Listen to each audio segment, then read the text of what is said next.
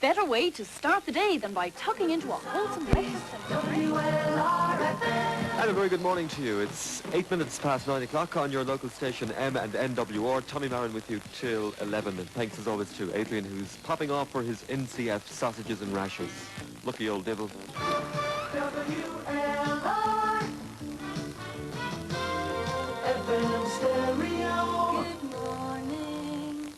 This is more like it. Someone get me flares and me platform shoes. Got some BGs. And a thing called Night Fever. Nuke Nahisha coming up next at Clare FM. You're right there, lads. Come on, you right? Thank you for calling. Hello to Muriel and Walter Kerr in Kinloch, 34 years married today. Muriel, the question is, how are you getting on the diet? You haven't contacted me in the last week. Have you lost a pound or two? Good morning, Clare FM News with Davnet MacDonald. Minister for Defence Brendan Daly today said he has no plans to send the army into... The weather forecast a wet, misty and overcast day, with rain expected to become heavy later this afternoon. Highest temperatures 11 to 14 degrees Celsius. Great music and lots of other things happening on the programme today. This is the brand new single from Mick Flavin and Philomena Begley.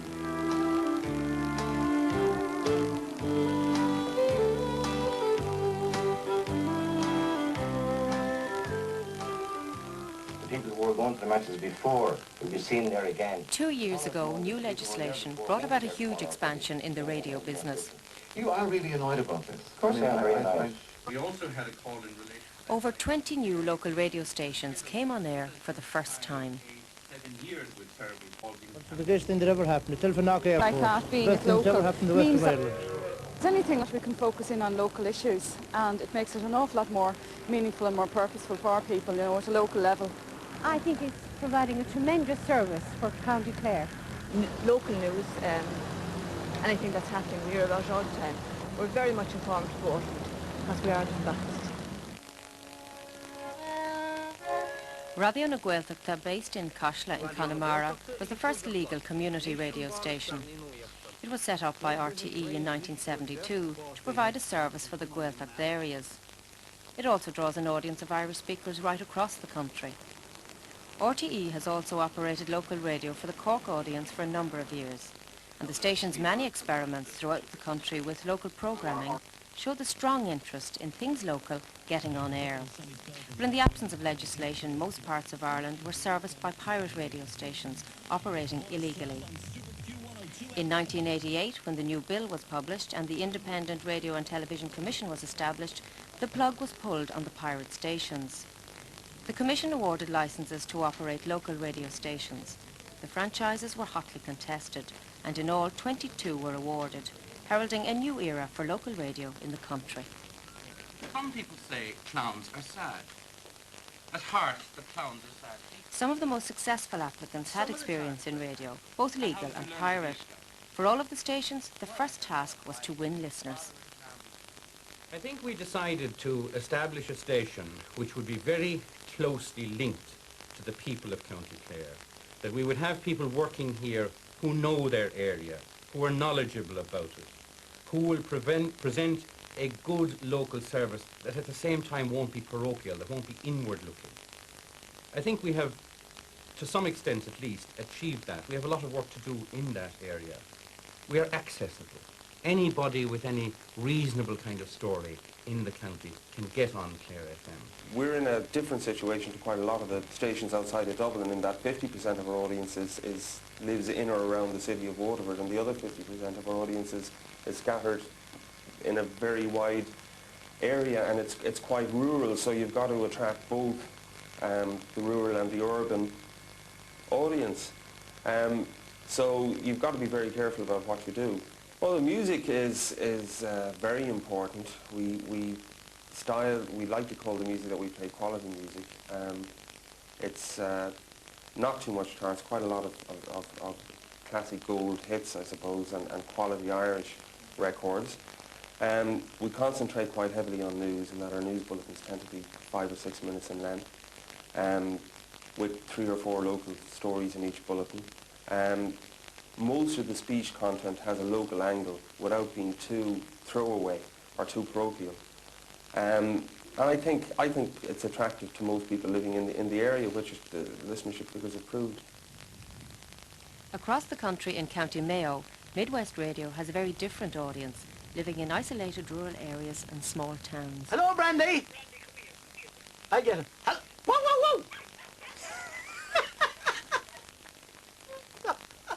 He knows me. For many years, Paul Claffey ran a pirate radio station in Ballyhonus. Today, he's one of the most successful local broadcasters with his own daily chat show. Worth 25 quid. I thought that would be in I think that we managed to be able to monitor the tastes of our listeners. Just the tastes from the point of view of music and current affairs and news. I think we keep our feet firmly on the ground and keep our ears to the ground. I think that's one of the main reasons why the station is successful. Our target audience, I would have to say, in the main, would be over 25. Will, in the main. have a listen. Right, I'm going to play a nice song for you now. It's one of your old favourites, Sonny Knowles. God love you. Here you are. Okay, right, there you are. Oh, there she is, the pride of Ballymote. This is Sonny Knowles, and when your old wedding ring was due. Paul, I gather she's a regular caller to the station. She is. She's regular. She calls me maybe once or twice a week. She's great old fun. She's very natural, you know, and we get a great fun out of one another. So she was in hospital. She went into hospital last week or the week before, and she, thanks, Alina. She went in last week or the week before, and something on her leg. So the continuing saga of May Hunt's leg is known all over the West and the Northwest. With so the she's bit very sticking funny. out. Yeah, so she's great. You know. Is that what you do here every morning? Yeah, kind of. It's very hard to describe the programme, but kind of light-hearted, zany, good, clean, honest-to-goodness fun, really, is probably the best way I could put it. And people just ring up and, you know, you have characters like May Hunt and loads of others, and just ring up and just have a bit of fun on the air. Competitions, tongue twisters, or just innocent fun. I think people find it, I know, I enjoy it. People say to me, how can I keep the two going? How can I keep, say, my job out in the administration side and in here going? But this to me is therapy. I really enjoy the 2 hours that I do in here, because a few years ago, a number of years ago, before I started the radio, I was in dire financial trouble, and that would be an understatement to say I was in dire financial trouble. And I started the radio station at kind of the height of my financial bother. And I kind of developed a kind of a knack that when I came in here, it was away from it all. The bank manager couldn't get at me, the tax man couldn't get at me, no one could get at me. So when I came in here, that's how it started, that kind of a light-hearted look at the show. So I know, like, times are tough out there. People are getting letters from the bank manager, they're getting letters from the tax man, they have all kinds of maybe marital problems or other. And I see myself as being an escape from that for 2 hours. People say it's daft. Of course it's daft, but it's an escape, so... Are you ready for my beautiful mystery sound? Yeah, go on, play it. As you know today, the prize. What? Not an elephant. No, better still. What? A Skorsky helicopter. Access to the airwaves is the very essence of local radio. Playing requests is crucial, but the most successful stations have succeeded because of their local news service. MWR News with Chris Clesham. Good morning.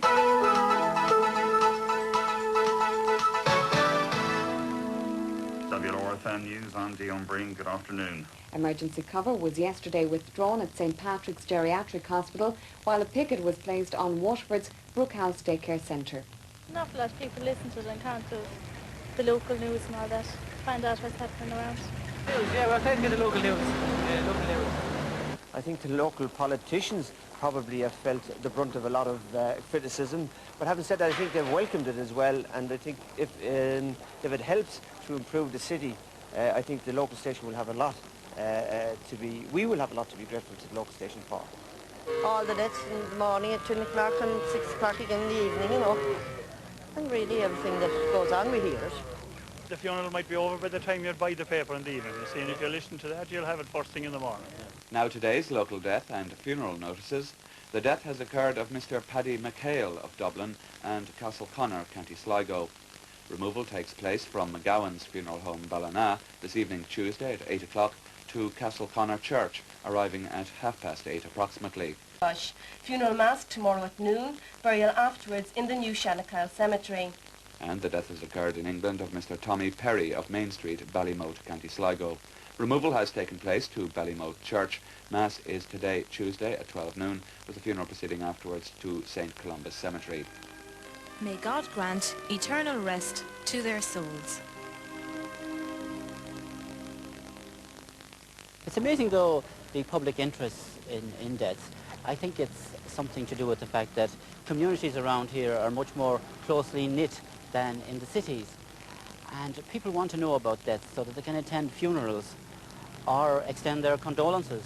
While on the subject of radio death notices, we had a very unusual request recently from the family of a man who had died in England, and it seemed the man hadn't been home for very, very many years. Now, the special request from the family closely knit than in the cities, the green grass of home. People want to know about that, just so after they can attend funerals out after the evening or extend their condolences. At that time, while on the subject of radio death notices, carrying the remains would have been touching down at Knock Airport. Now, we were happy to comply with this person's request. A lot of other stations, like Midwest, like Clare, would put in death notices. They see it as very important. Well, I suppose in a rural area, people tend to know one another, and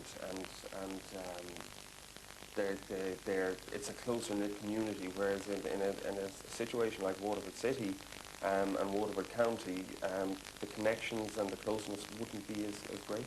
So it's really a question of the rural versus urban?